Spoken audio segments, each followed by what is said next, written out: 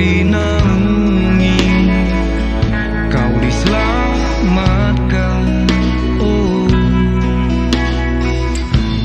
dari hari pembalasan.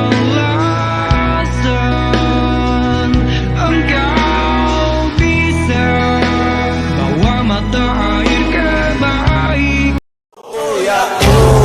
Oh ya bongkar.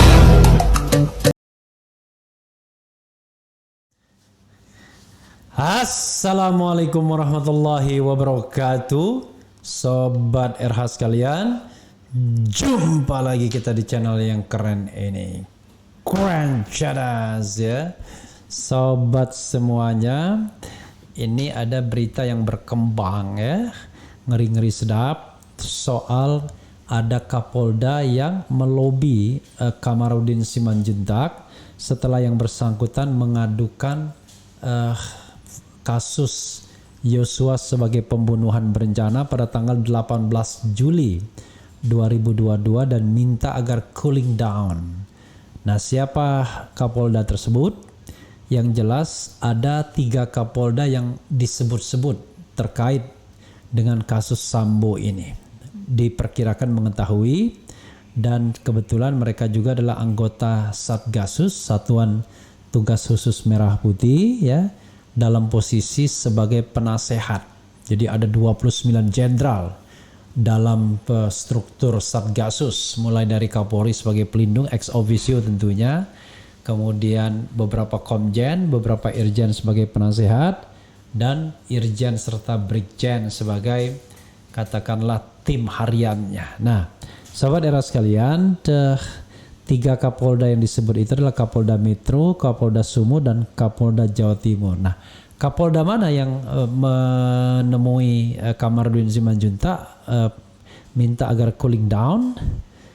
Katanya sih Kapolda dari daerah. Nah, cuman daerahnya dari mana? Apakah Jawa Timur? Apakah Sumatera Utara? Apakah daerah lain? Nah, coba kita bacakan Sobat Era sekalian ya, terkait hal seperti ini. Pertama ada berita dari beritaheboh.com, kemudian ada dari Tribun News ya, ada dari Tribun News juga. Nah, coba kita yang bacakan yang dari Tribun News dulu ya, terlebih dulu ya, yaitu 3 Kapolda terseret kasus Brigadir J, ada yang menemui Kamarudin Simanjuntak minta cooling down. Oke, kita bacakan ya. Tribunnews.com Jakarta, 3 Kapolda disebut terlibat kasus Verdi Sambo CS, tersangka pembunuhan Brigadir J. Informasi soal dugaan keterlibatan 3 Kapolda ini sudah sampai ke telinga tim khusus yang menangani kasus tewasnya Brigadir J. Meski begitu, hingga kini ketiga Kapolda itu belum disentuh tim khusus untuk diperiksa. Fakta lainnya terungkap ada Kapolda yang mendatangi kubu kuasa hukum Brigadir J. Adalah Kamarudin Simanjuntak, kuasa hukum Brigadir J yang didatangi Kapolda tersebut. Ada permintaan khusus yang disampaikan Kapolda itu pada Kamarudin Simanjuntak. Siapa sosoknya masih misterius. Kubu kuasa hukum Brigadir J masih belum mau mengungkap identitas sang Kapolda. Pengacara keluarga Brigadir Yosua Huta Barat Martin Lukas Simanjuntak membocorkan ada Kapolda yang menemui Kamarudin Simanjuntak, koordinator tim kuasa hukum. Martin mengungkapkan Kapolda tersebut datang menemui Kamarudin pada 18 Juli 2022 setelah keluarga melalui kuasa hukum membuat laporan pembunuhan berencana Brigadir Yosua.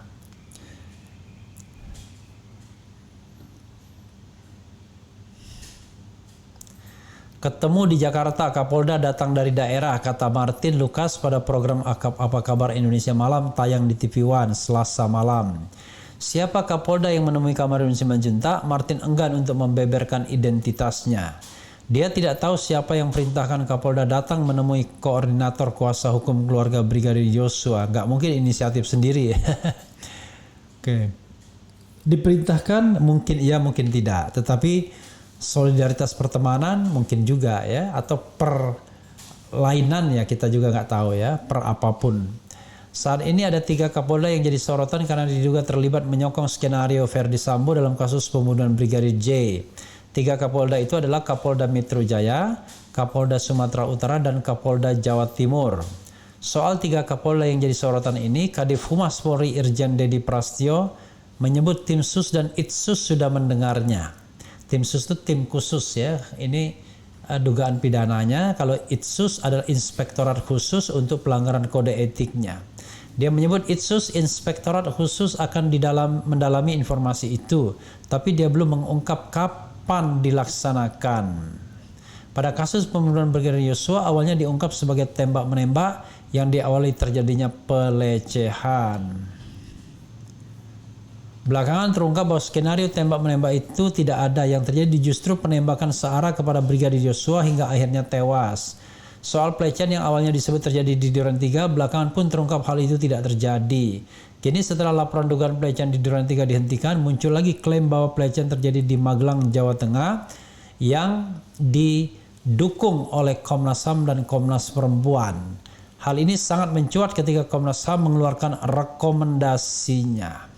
Profil tiga Kapolda disebut terlibat kasus Ferdi Sambo, Irjen Fadil Imran hingga Irjen Niko Afinta. Berikut ini profil tiga Kapolda yang diusulkan terlibat dalam skenario kasus pembunuhan berencana terhadap Brigadir Joshua Huta Barat Brigadir J yang didalangi mantan Kadif Propampori Irjen Ferdi Sambo. Ketiga Kapolda itu adalah Kapolda Metro Jaya Irjen Fadil Imran, Kapolda Sumatera Utara Irjen Panca Putra, dan Kapolda Jawa Timur Irjen Niko Afinta. Sebagaimana dilansir tribunnews.com. Kadif Humas Polri Irjen Dedi Prasetyo mengaku pihaknya telah menerima informasi terkait ketiga Kapolda yang disebut terlibat dalam skenario Ferdi Sambo. Namun Dedi menegaskan hingga saat ini belum dilakukan pemeriksaan pada ketiga Kapolda tersebut. Tim sus sudah mendapatkan informasi, tentunya dari tim sus akan mendalami apabila memang ada keterkaitan dengan kasus Irjen FS, ungkap Dedi ya, dikutip Kompas TV. Dari Kompas TV, ya nanti progresnya dari tim sus, yang jelas belum ada pemeriksaan sama sekali imbuhnya. Lantas seperti apakah profil ketiganya? Berikut tribunnews.com rangkum dari berbagai sumber. Oh luar biasa ya. Oke. Profil Kapolda Metro Jaya Irjen Fadil Imran. Sosok Irjen Fadil Imran menjadi sorotan pada awal kasus Brigadir J mencuat lantaran ia sempat bertemu Ferdi dan memeluk mantan Kadif Propam Polri tersebut. Fadil Imran lahir di Makassar, Sulawesi Selatan pada tanggal 14 Agustus 1968. Ia merupakan lulusan Akademi Kepolisian tahun 1991 yang berpengalaman dalam bidang reserse. Fadil sudah menjabat Kapolda Metro sejak 16 November 2020. Sebelumnya ia menjabat sebagai Kapolda Jawa Timur. Selama karirnya di Korps Bayangkara, Fadil telah menduduki sejumlah jabatan penting. Dilansir Tribun News, ia pernah menjadi Kasubdit 4 di Tipidum Bareskrim Polri hingga Sahli Sosbud Kapolri. Fadil diketahui sempat menjabat sebagai Kasat 3 di Treskrimum Polda Metro pada 2008. Di tahun yang sama ia dimutasi menjadi Kapolres KP3 Tanjung Priok. Setelahnya pada 2009 ia kembali ke Polda Metro Jaya sebagai Wadir Reskrimum. Wadir Reskrimum ya. Di tahun 2011 Fadil menempati jabatan Kasubdit 4 di Tipidum Bareskrim Polri. Tak lama kemudian di tahun yang sama ia dimutasi ke Kepulauan Riau menjadi Direskrimum Polda Kepri. 2 tahun di Kepri, Fadil kembali ke Pulau Jawa dan menjabat sebagai Kapolres Metro Jakarta Barat. Sejak saat itu karir Fadil terus meningkat. Ia tercatat pernah menjabat sebagai analis kebijakan media bidang Pidum Bareskrim Polri 2015, di Rekrimsus Polda Metro 2016, Wadir Pideksus Bareskrim Polri 2016, Dirtipid Cyber Bareskrim Polri 2017, Dirtipidder Bareskrim Polri 2018, dan Sahli Sosbud Kapolri 2019 ya. Staf ahli sosial budaya. 2. Profil Kapolda Sumut Irjen Panca Putra. Irjen Panca Putra sudah menjabat sebagai Kapolda Sumut sejak 24 Februari 2021. Dikutip dari tribunnews.wiki.com, Panca lahir 19 Januari 1969 di Medan, Sumatera Utara. Ia merupakan lulusan Akpol 1990. Panca juga berpengalaman dalam bidang reserse. Jabatan terakhirnya Kapolda Sumut adalah Kapolda Sulawesi Utara. Ia pernah menjadi Kapolres Banyumas dan Kapolres Tegal. 1 tahun berada di Tegal, Panca ditarik ke Polda Jateng pada 2011 dan ditunjuk sebagai Wadir Reskrimsus. Di tahun 2012 ia dimutasi menjadi Direskrimsus Polda Kalimantan Tengah. Setelahnya ia ditunjuk menjadi dosen utama STIK Lemdikpol pada 2013. Kemudian Panca menjabat sebagai Wadir Tipdum Bareskrim Polri pada 2017. 1 tahun setelahnya ia ditunjuk menjadi Direktur Penyidikan KPK. Lalu di tahun 2020 ia menjadi Widya Iswara Kepolisian Utama tingkat 1 Sespim Lemdiklat Polri. Profil Kapolda Jatim Irjen Niko Afinta. Dilansir tribunnews.com, Irjen Niko Afinta lahir di Surabaya, Jawa Timur pada 30 April 71, paling muda ya, 68, 69, 71. Ia merupakan lulusan Akademi Kepolisian Akpol 1992. Nah ini juga yang Niko Afinta ini yang sepertinya juga melesat bintangnya seperti Verdi Sambo ya. Niko adalah perwira tinggi Polri yang berpengalaman dalam bidang reserse. Lulus dari Akpol, ia sempat melanjutkan studi di PT IKA dan lulus pada 2001. Niko juga menempuh kuliah di Universitas Padjadjaran Bandung dan meraih gelar S2 serta S3 bidang hukum. Berbarengan dengan meraih gelar S3 di tahun 2016, Niko juga lulus dari Sespimti Polri. Niko ditunjuk menjadi Kapolda Jatim pada 16 November 2020 menggantikan Irjen Muhammad Fadil Imran.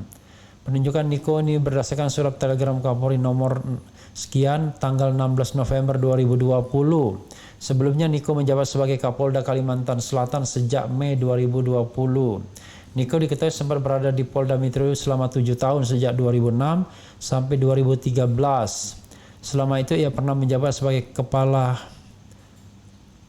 Unit Sumdaling Ditkrimsus, Kepala Subdit 5 Ranmor Ditreskrimsus, Kepala Subdit 3 Umum Jantranras, Ditreskrimum dan Wadireskrimum ya.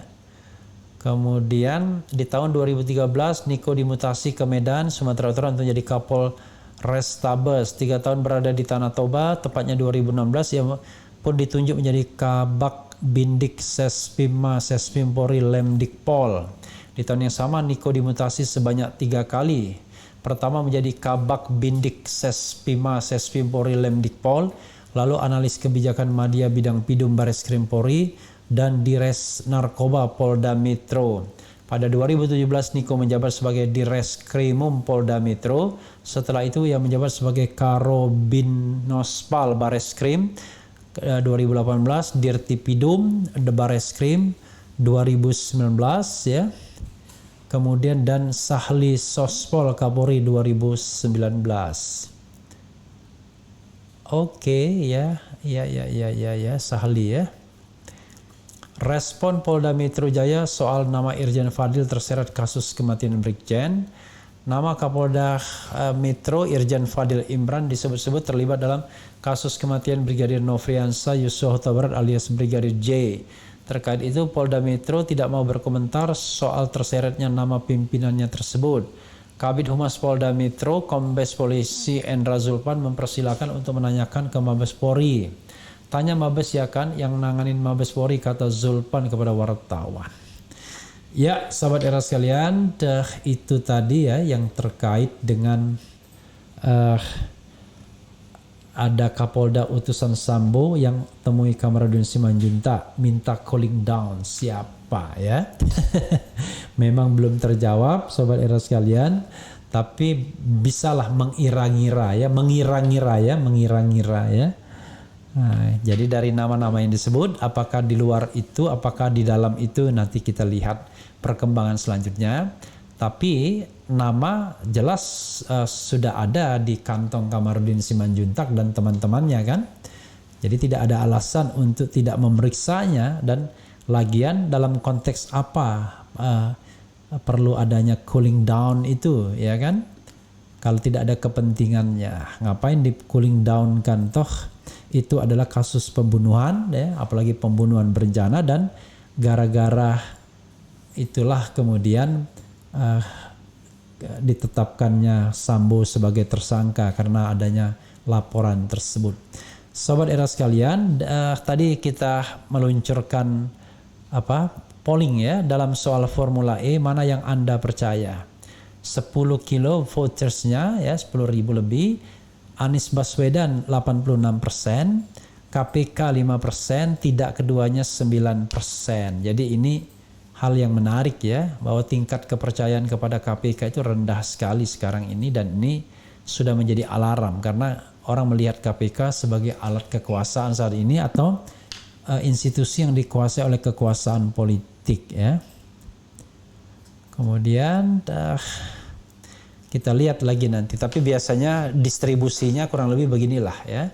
Jadi tidak keduanya 9%, kita kasih ruang juga untuk tidak keduanya ya. Oke. Yang jelas mereka yang ingin berkuasa terus-menerus dengan menghalalkan segala cara tidak ingin adanya an open competition, kompetisi yang terbuka dan jujur dan adil. Maunya kompetisi yang tertutup yang bisa dikendalikan calon-calonnya oleh uang dan kekuasaan. Nah, mudah-mudahan kita tidak mendapatkan pemimpin seperti itu di 2024 ya. Pemimpin yang bisa dikendalikan oleh uang dan kekuasaan. Oke, sahabat daerah sekalian, itu saja ya. Nanti kita akan lanjutkan dengan isu-isu lainnya. Wassalamualaikum warahmatullahi wabarakatuh. Ciao.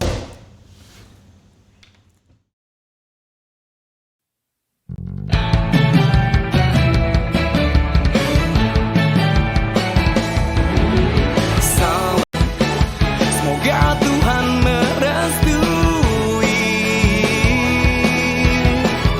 Semoga Indonesia diberkahi. Salam 0%.